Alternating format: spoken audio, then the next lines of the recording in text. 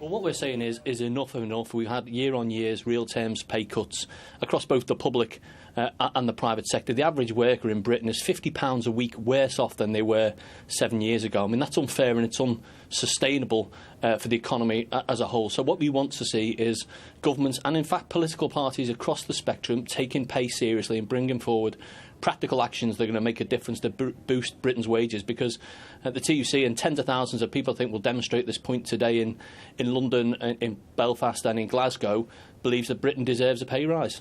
Look, there's no doubt that people are feeling the pinch still. I mean, that's not in question. But the government says the only sustainable way to raise living standards is to keep working through the plan that is building a resilient economy and has enabled us to announce the first real terms increase in the minimum wage since the Great Recession.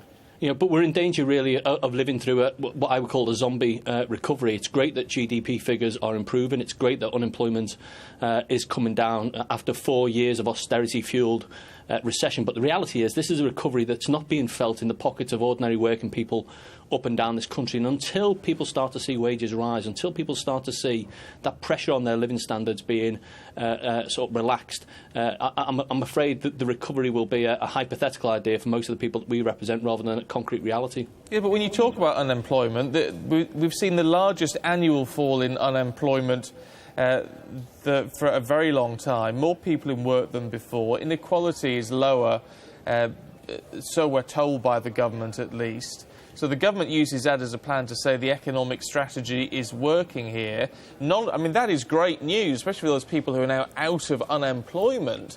The saying is that wouldn't have happened unless these measures are in place, and they need to stay in place for a bit longer.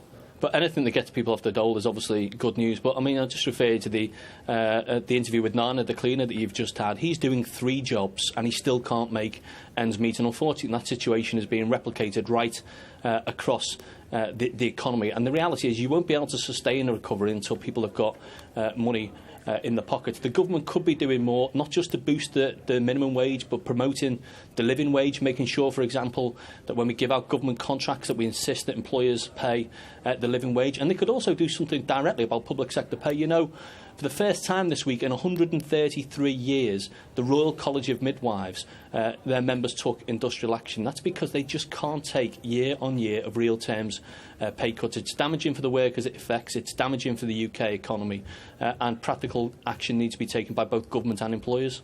What about the ultimate argument which is used? I mean, certainly when we saw it last emerge from the CBI, when there was a talk, at least, of minimum wage going up to £8.50, put forward by the Lib Dems, I think, and saying actually you try to increase wages too much, it's going to have a very negative effect on companies, on employers, and actually the bottom line is it is the workers who will lose out in the end.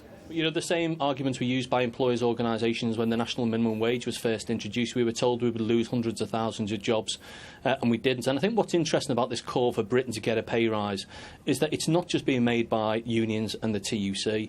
The Governor of the Bank of England, the Institute of Directors, the CBI have all talked about the need for wages to rise. The Archbishop of York just recently produced a report saying the living wage needed to be extended across our economy. At the end of the day, nearly half the benefits that we pay out in this country, half the benefits bill, goes to subsidise low-paid employment. That's not right, it's not fair, and it's important that employers pay their fair share and pick up the bill and tackle low pay.